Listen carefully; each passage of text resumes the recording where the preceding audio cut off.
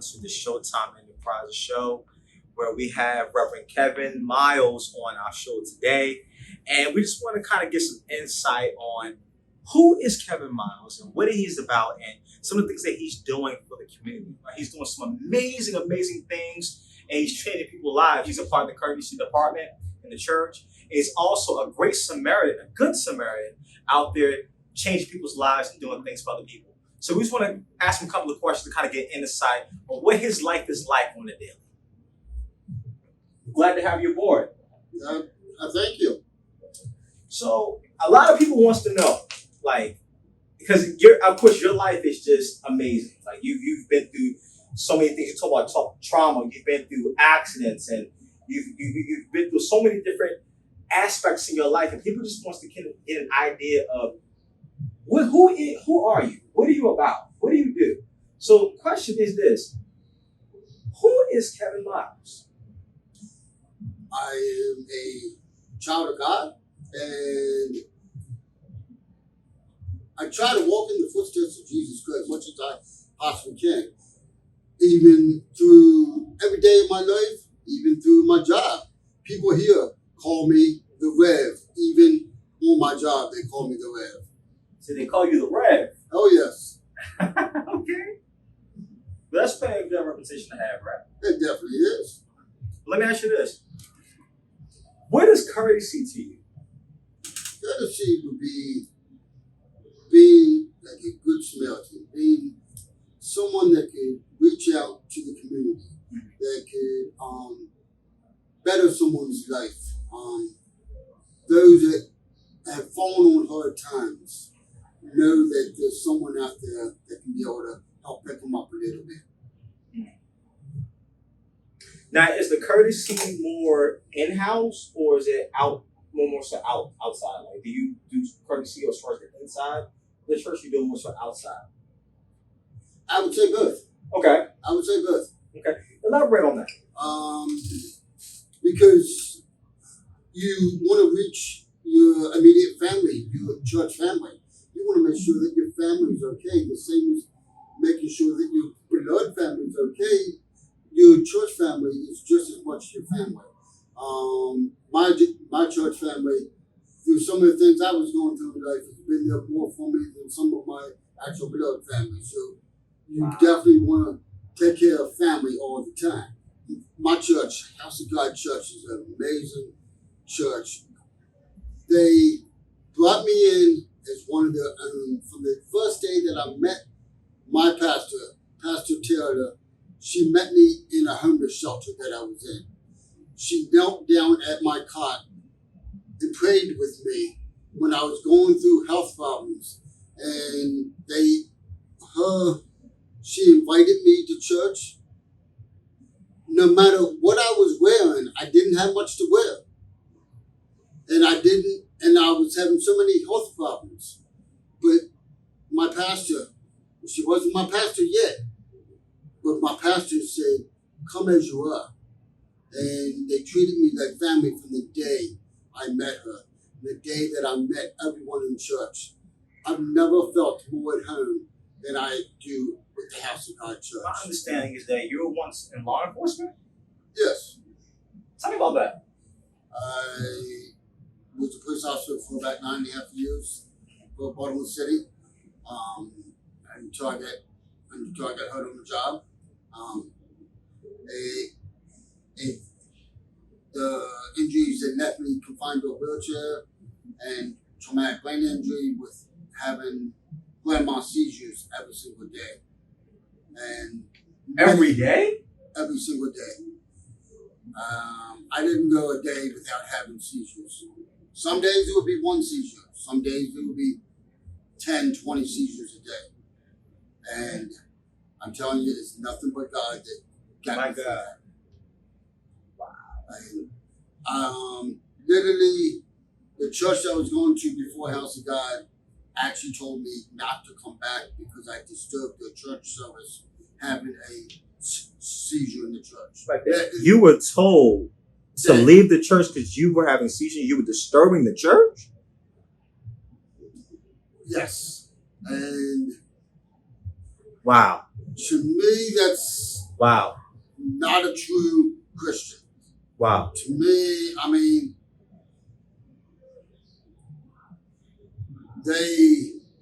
That had to hurt. Yes. My son was young at the time. I took my son out. My son didn't understand why we had to leave.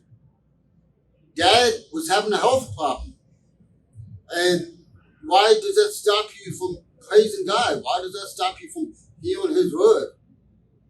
But according to them, I was disturbing their church time.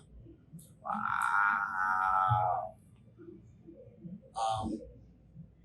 And it's not something that I could have physically helped. Seizure come on without much of a notice. And they said, well, I should have just stayed home and just read my Bible at home or listened to it on TV or whatever. Oh, and wow. if I'm going to have seizures out in public, I don't belong in public. That's what the church at that time told me. So the church is telling you where you belong. And wow. My God told Wow. me that's not where I belong.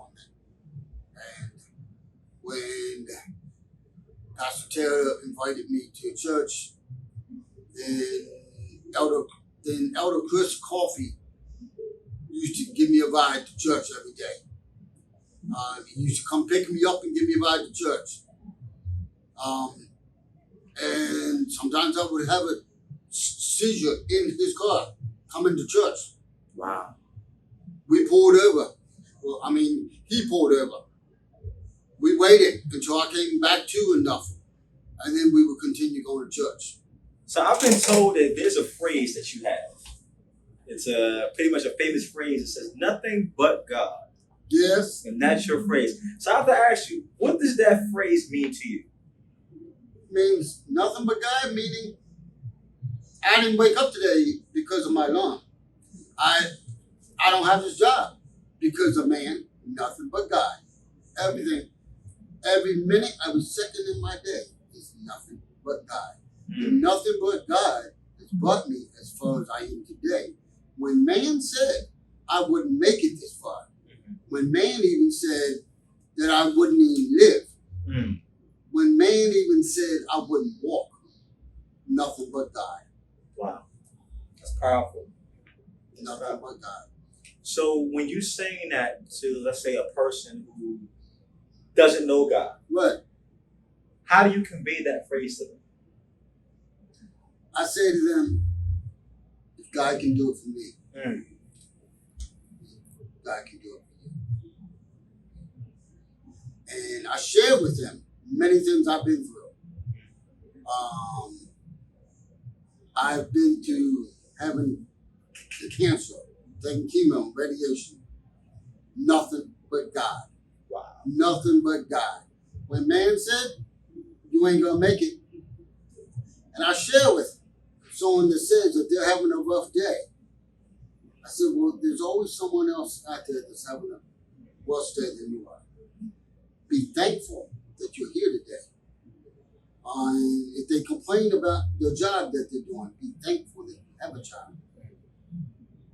And I even relay to all my employees here. They all refer to me as Rev here, and I let them know that it's nothing but God that still has them having a job. It's not because their manager Kevin hasn't fired them yet. No. Right. It's, I mean, and they're doing an awesome job, but it's nothing but God. Wow. That's amazing. And I think a lot of people can definitely benefit from that. You inspire so many people. You inspire so many things in your life that are just overwhelmingly changing, and people flock to that. So that phrase, nothing but God, seems to be the one that brings you home. Amen. That's your promise. Oh, yes. That's something that you live by. And that's important to have. I think that's very, very important to have. A lot of people have goals and intentions, but it never lasts because they don't have any foundation to stand on. Right. And that phrase, it seems like that's kind of like the saving grace. That is the Holy Grail, if you will. Right. Yes. Yeah. That's what keeps you going. So when everything else fails, but God. Yes. Definitely. Man may fail you, but God won't. Mm. God will never fail you. So yes, nothing but God. Wow, wow. And my condolences to your cousin. Yes, sir. I heard that he was a very, very important person to what you were doing as far as the food pantry. So if he was here right now, what was something that you would want to say as your last words? Well, his name's John. We used to call him JL. JL. Because we had so many Johns in our family. Mm-hmm. So we nicknamed him JL. He actually worked here I actually got him a job here at my job here at Dave & Buster's. Mm-hmm. He worked here for about 2 years washing dishes. But he also worked with me, volunteered with me at my pantry many times. He helped me unload truck for food, helped me unload empty boxes to the dump. Mm-hmm. And I don't think I thanked him enough. He was an awesome guy. He would literally give you the shirt off his back. Wow. I mean, literally, he said he would actually go into the woods with me and help me feed these families in there. He said his parents told me that I inspired him to be more of a kinder person than what he ever grew up to be. Mm-hmm. And that him hanging around me got him to know the Lord Jesus Christ even more. Wow. I get to the dump and some of the guys there, they know me because I come there every week and take empty boxes from my food pantry there. And one of the first things they asked me, they said, where's the guy that's always with you? And they said, what was his name, John? I said, yeah, he's not here. And they said, well, tell him I said. And then I took and explained to him that he passed away. Wow. It was just, it was very hard even today, going out and doing that without him when I've been doing it with him for so long. Wow. But he's going home with God. God's called him home. And I just truly thank him for the man that he became. Wow. Wow. That's rough. Well, John, we thank you. Because not only were you an impactful person to the community, but you were also a very impactful person to the pantry, and also a favorable fellow cousin. And so, if you were here, we just want to say thank you for the lives that you've touched, for the people that you've impacted, and for the change that you've given to the world. We thank you.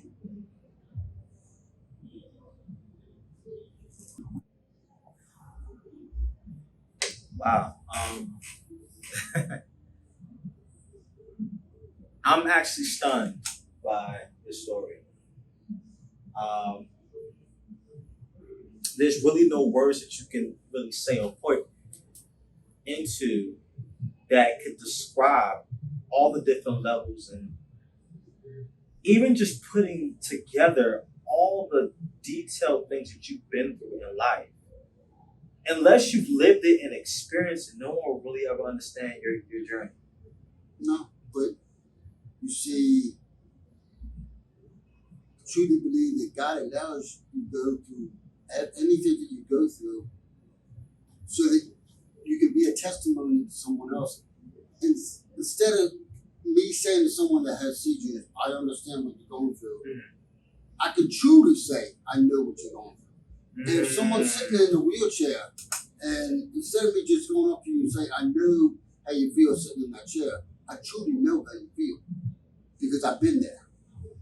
I have had a house fire myself. So when I used to work for the Red Cross, and I would go up to the clients that have had a fire, And I would literally say to them, I know how you feel. And people would hate to say, I know how you feel if you really don't. But I really did. So I really believe everything that I went through in life is so that I can help someone else that's going through the same thing. So I hear you have a pantry. Yes. Love thy neighbor food pantry. Love Thy Neighbor Food Pantry. Let's talk about that. What is that, and what is it about? Like, how did you even get started? Well, I got started out of the driveway of my house. I figured, because I had some of my neighbors come up to me sometimes and say, because they knew I went to church and they knew what kind of person I was, and they said, do I know somewhere that they could get help with food?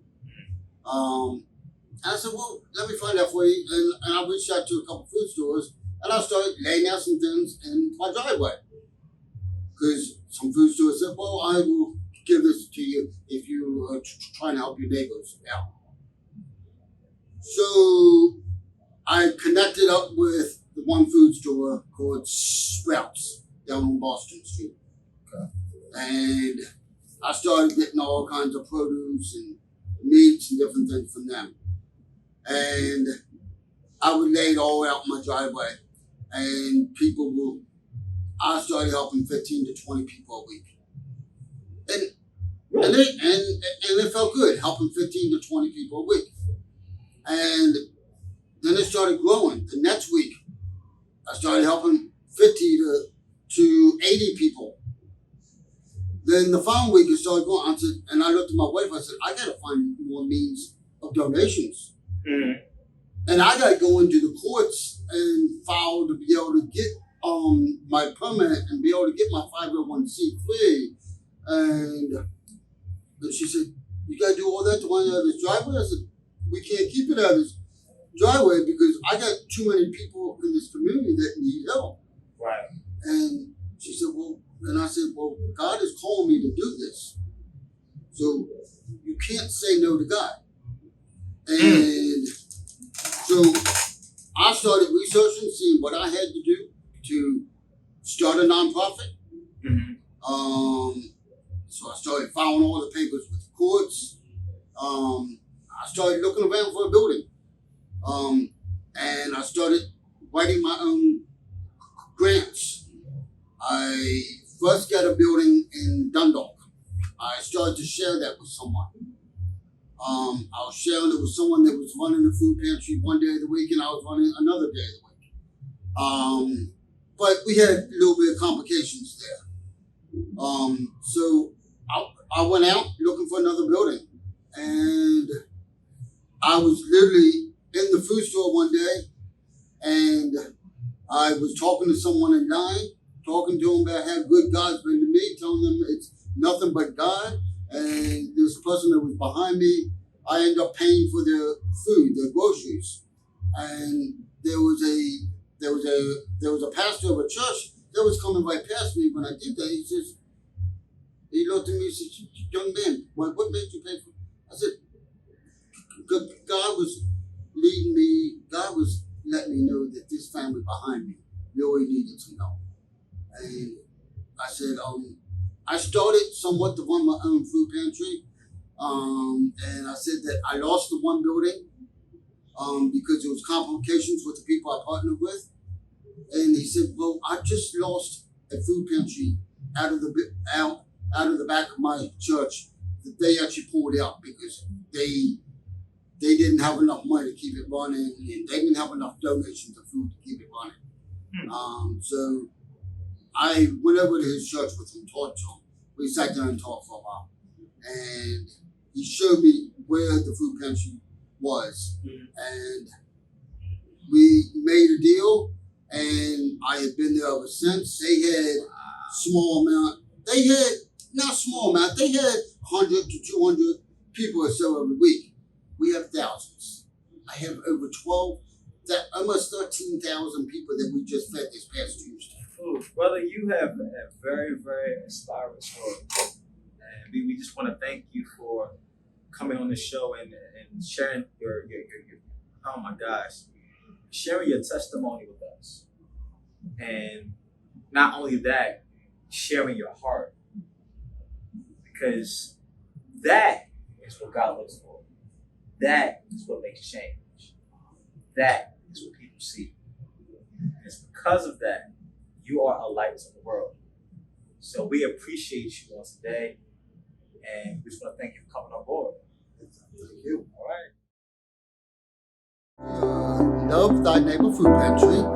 We are located at 155 Orville Road. That's in Essex, Maryland, 21221, right behind the Wise Grocery Store on Eastern Boulevard. We're open every Tuesday from 12 noon to 3 p.m. Don't have any special requirements, don't have to have any ID, nothing required. If you're hungry,